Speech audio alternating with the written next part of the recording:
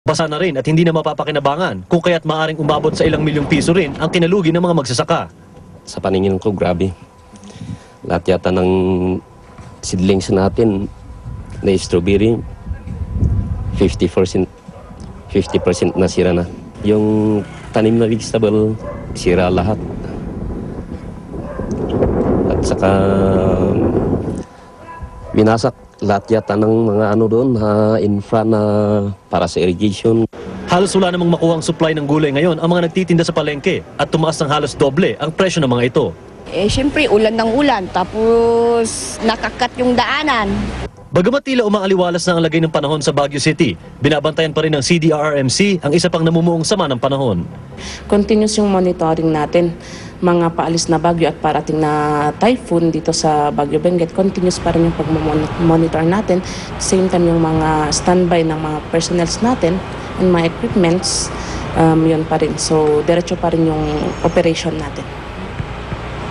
Connie, nananawagan ngayon yung mga magsasaka na nakausap natin sa lokal na pamahalaan ng konting tulong para makatulungan naman silang makabangon sa matinding pinsalang inabot sa kanila ng nakaraang bagyong Pedring at bagyong Kiel. Connie? Maraming salamat, Mark Zambrano, nag-uulat live mula sa Baguio City.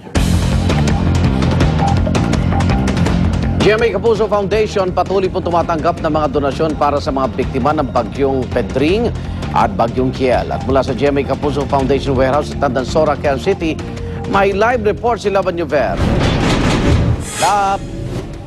Igan, maraming salamat. Tuloy-tuloy pa rin po ang pag-repack ng ating mga Kapuso volunteers. Meron din po mga syempre taga-Kapuso Foundation na hindi na po natutulog dito na yata nakatira sa warehouse. At meron din po mga volunteer mula sa barangay sa Uyo, Novaliches. At may nakita nga tayong bata dito na 3 years old na talagang busy-busy din sa pag-repack. Igan, maibigay ko lang sa ating mga Kapuso na gustong tumulong. No? Ito po yung mga kailangan pa rin po sa mga oras na ito or sa ngayon ng ating mga kababayan. Canned goods po, kung pwede po magbigay ng canned goods, noodles, bigas, bagong mga banig, blankets, at kailangan din po ng mga slippers. Kailangan din po ng mga ready-to-eat na mga pagkain gaya po ng biskwit o di kaya mga tinapay. Sa mga magdodonate naman daw po, sana po ay huwag magbibigay na ng mga party dresses or mga barong. Kailangan lang po ng ating mga taga-Kapuso Foundation at mga kababayan natin ay mga casual lang sana mga damit.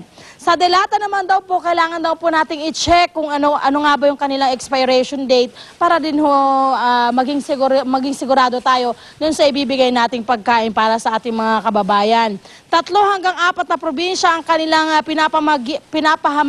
pinapamahagian ngayong araw or sa isang araw. As early as 5 a.m. ay nag-uumpisa na po silang mamigay nitong ating mga nire-repack na mga relief goods. Ayan. Ngayong araw po ang mga lugar ng Kamiling sa Tarlac, Isabela, Kalumpit sa Bulacan, ang mga bibigyan nila, at sa Pampanga din po ay meron, at sa Nueva Ecija, at pati na rin po ang Hagonoy sa Bulacan. Ayan. Sa mga pinapamigay naman po ngayon, yung mga binabalot nila, meron daw po dyan mga damit, ayan, para po sa mga isang pamilya, para sa nanay, sa tatay at mga anak. At yun naman po mga pagkain ay good for 2 days po yan, mga Kapuso. Ayan po yung ibinabalot nila dito sa area po or sa warehouse po ng Tandansora, dito po sa Kapuso Foundation. At yan muna ang aking update. Siyempre yung ating mga tatawagang numero, ipina-flash po namin yan sa monitor kung kayo po kailangang tumawag, at kung magdodonate po kayo ay pwede niyo pong tawagan ang mga numerong yan. Yan muna, Igan, ang ating update mula dito sa Tandansora. Balik sa iyo. Maraming salamat. Laban Yuver, nagulat po live mula sa Quezon City.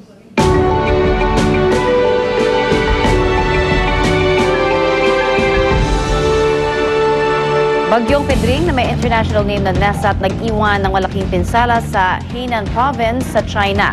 Umaabot sa mahigit $700 milyong ang pinsala ng bagyo sa ari-arian. Libo-libong bahay ang nawasak at mahigit 100,000 ektarya naman ng sakahan ang nalubog sa baha. Halos kalahating milyong tao ang sapilitang inilikas.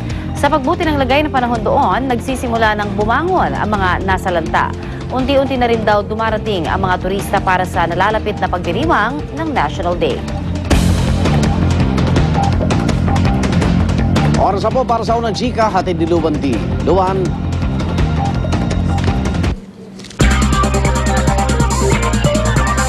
Salamat, Igan. A 60th birthday concert ng English singer-songwriter na si Sting, star-studded. Nagningning ang Beacon Theater sa New York sa dami ng music artists at Hollywood stars na dumalo. Kabilang sa mga nakijamming ay sina Stevie Wonder, Lady Gaga, will.i.am at Mary J. Blige. Present din sina Robert Downey Jr. at Tom Hanks. Ang kinita mula sa fundraising concert ay mapupunta sa Robin Hood Foundation na target masolusyonan ang kahirapan sa New York. May mga chika pa ako mamaya, kaya dyan lang kayo.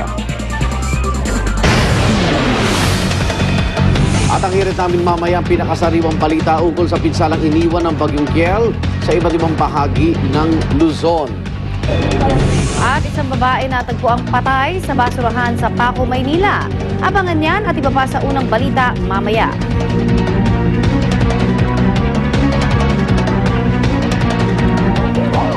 Alright. Ayan, tuloy-tuloy pa rin ang paghatid natin ng serbisyong totoo para sa mga kapuso nating binaha dahil sa hagupit ng Bagyong Pedring at ni Kiel. Kaya nasa